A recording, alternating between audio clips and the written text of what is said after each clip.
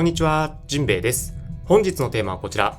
残酷な経営者、イーロン・マスクということで、テスラやスペース X を経営する天才起業家、イーロン・マスクについて解説していきたいと思います。話題の書籍、イーロン・マスクが9月13日に日本でも発売されました。皆さんはすでに購入し、読まれましたでしょうか？日本版では上下2巻とかなりのボリュームとなっていますが、イーロン・マスク、テスラについてたくさん語られていて、非常に興味深い内容となっています。本日はこの本の著者、ウォルター・アイザクソン氏がコンピューター科学者であり、ポッドキャスターでもあるレックス・フリードマン氏と YouTube で対談している動画の中から、ジンベイが特に面白いなと思ったイーロン・マスクやテスラに関する部分だけを抜粋して皆さんにご紹介したいと思います。今回の動画では、ウォルター・アイザクソン氏が21世紀を代表する経営者、イーロン・マスクの凄さや隠れた素顔について語っています。本日は次の3つのパートでお送りします。1、イーロン・マスクが後世に残す功績は EV ではなく汎用人工知能である。2、イーロン・マスクを突き動かすもの。3、スティーブ・ジョブズとイーロン・マスクに共通する経営者としての素質。この3つです。電気自動車から宇宙開発、自動運転、エネルギー、脳埋め込みチップ、そして通信衛星システムなど、人類の未来を変えるインパクトがある多数の次世代ビジネスを手掛ける連続起業家イーロン・マスクについて、より深い理解を得ていただけるはずです。ぜひ最後まで動画をご覧ください。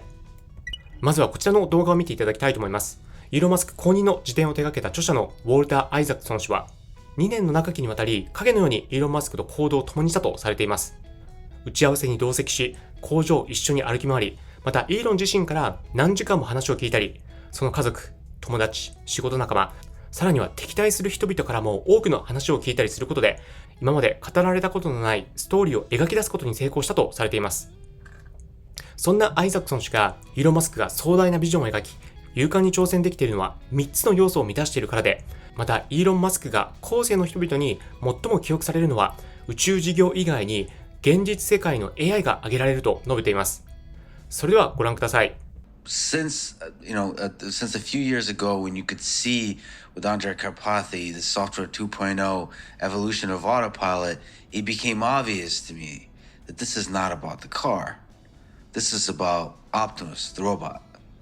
This is like, if we look back 100 years from now, the car will be remembered as a cool car, nice transportation, but the autopilot won't be the thing that controls the car. It will be the thing that allows embodied AI systems to understand the world. So broadly. And so that kind of approach, and you kind of stumble into it. Will Tesla be a car company? Will it be an AI company? Will it be a robotics company? Will it be a home robotics company? Will it be an energy company? And then you kind of slowly discover this as you confidently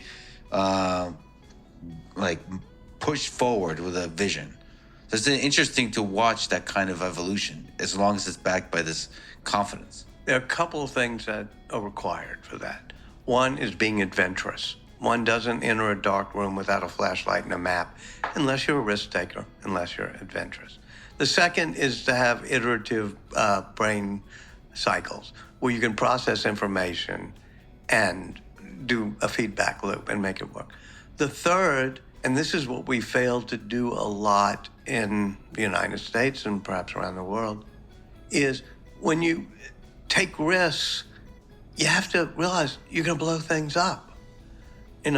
First 3 rockets, the Falcon rockets that Musk does, they blow up. Even Starship, 3.5 minutes, but then it blows up the first time.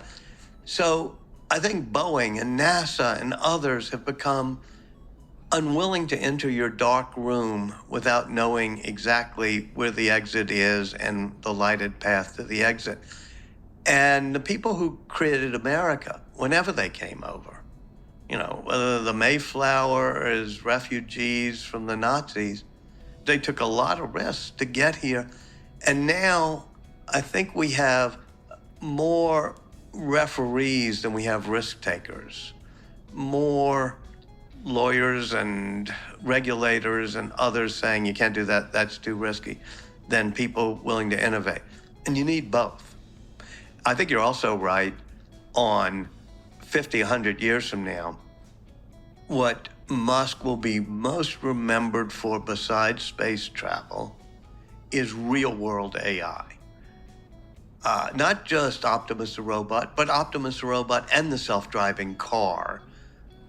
They're pretty much the same. They're using GPU clusters or dojo chips or whatever it may be to process real world data. We all got, and you did on your podcast, quite excited about large language model, generative, predictive text AI. That's fine, especially if you want to chit-chat with your chat bot. But the holy grail is artificial general intelligence. And the tough part of that is real-world AI. And that's where Optimus the robot or full self-drive are, I think, far ahead of anybody else. 続けてアイザックソン氏は、イーロン・マスクを突き動かすものは3つの壮大なミッション。人類を多惑星文明にすること、持続可能なエネルギー社会に移行すること、安全で人間の価値観と調和した AI を作り上げること、この3つを挙げています。Musk, as you said, is driven by mission more than any person I've ever seen. And it's not only mission, it's like cosmic missions, meaning he's got 3 really big missions. One is to make humans a spacefaring civilization, make us multiplanetary, or get us to Mars. Number 2 is to bring us into the era of sustainable energy, to bring us into the era of electric vehicles and solar roofs and battery packs. And third is to make sure that artificial intelligence is safe and is aligned with human values. And every now and then I'd talk to him and we'd be talking about Starlink satellites or whatever. Or he would be pushing the people in front of him at SpaceX and saying, if you do this, we'll never get to Mars in our lifetime. And then he would give the lecture how important it was for human consciousness to get to Mars in our lifetime. And I'm thinking, okay, this is the pep talk of somebody trying to inspire a team, or maybe it's the type of pontification you do on a podcast. But on like the 20th time I watched him, I realized, okay, I believe it. He actually is driven by this. He is frustrated and angry that because of this particular minor engineering decision, the big mission is not going to be accomplished. It's not a pep talk. It's a literal frustration. An impatience, a frustration. And it's also just probably the most deeply ingrained thing in him is his mission.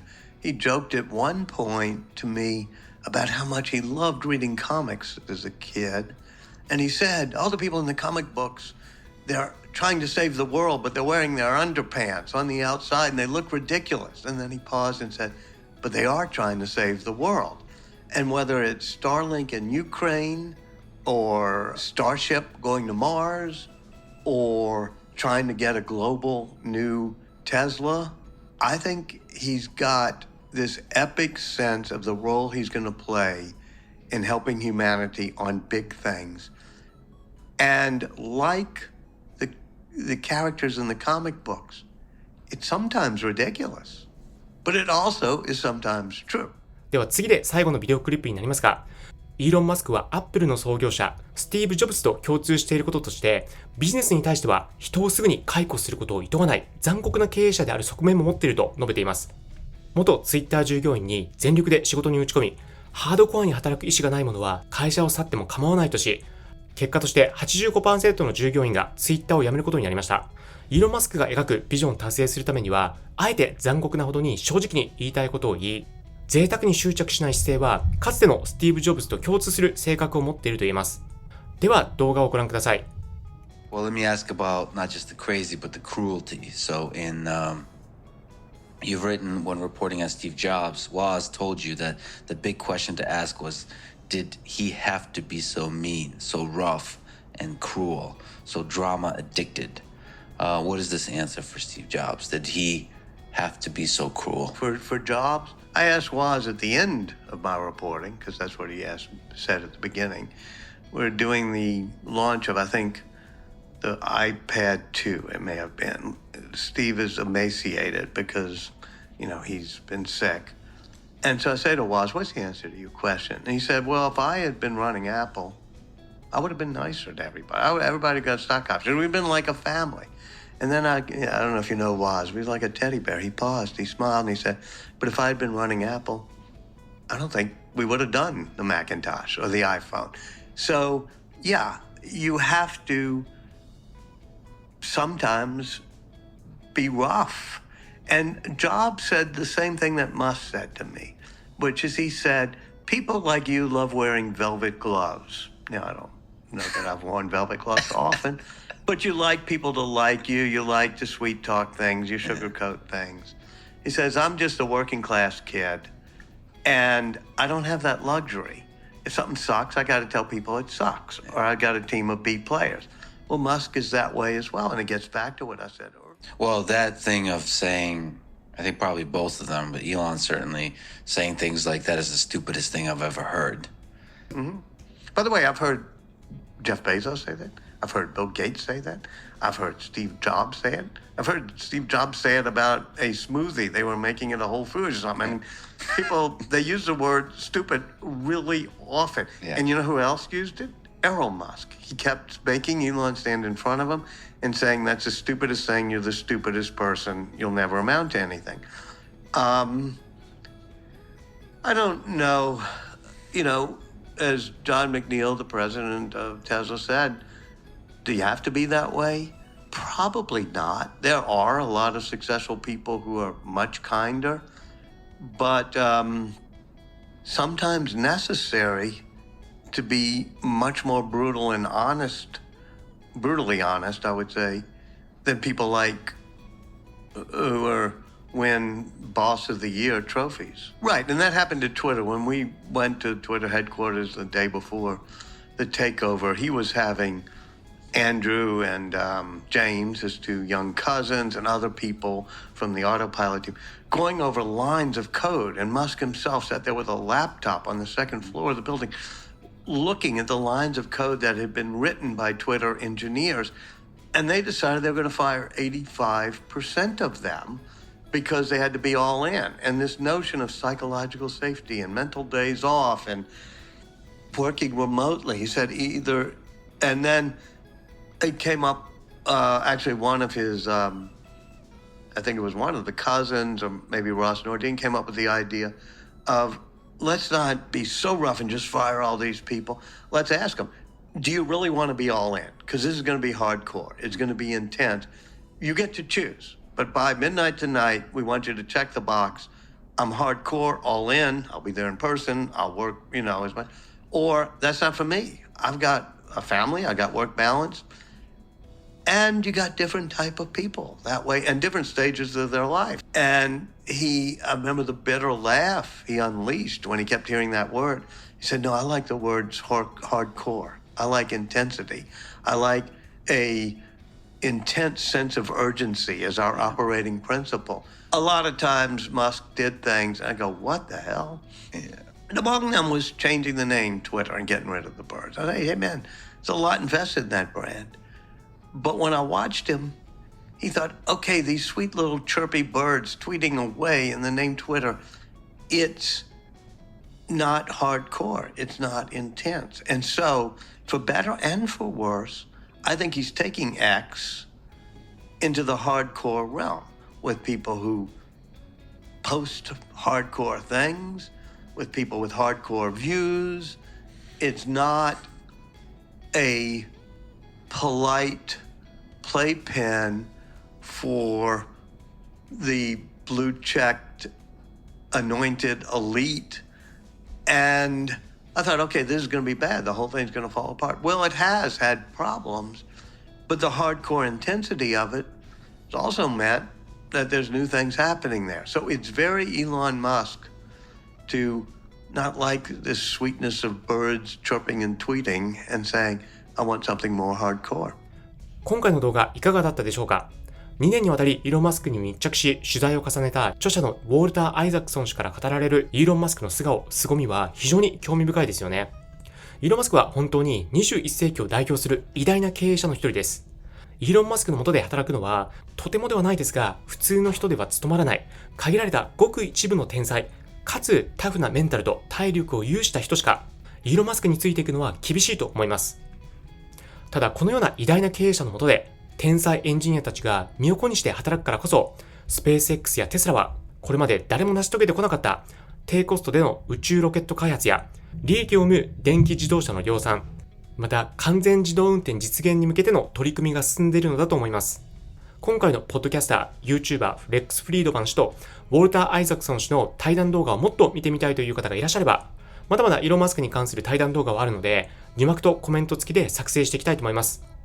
まだ見たいという方は、この動画にいいねかコメントで教えてください。そうすれば次回続編を作ってアップしていきたいと思います。最後に一つ無料書籍のご案内です。こちらの本のタイトルは高速資産形成術。6年弱で資産1億円を築いた著者が、忙しい方、サラリーマン、主婦でも取り組める資産形成について詳しく解説しています。この資産形成の基礎が学べるマネー本、定価1500円のものが今回は無料で受け取れます。本書では投資を始めたばかりの人に向けて、投資に関する知識を体系的に解説しています。また、著者が行っている具体的な投資ノウハウも学べます。こちらの本は期間限定、数量限定のため、早めに終了する可能性もあります。興味のある方は今すぐ受け取って読んでみてください。概要欄と固定コメントに申し込みリンクを貼っておきますので、チェックしてみてください。今回の動画は以上になります。最後までご視聴いただきありがとうございました。今後もテスラに関する情報を配信していきます。よかったらいいねとチャンネル登録で応援よろしくお願いします。それではまた次回の動画でお会いしましょう。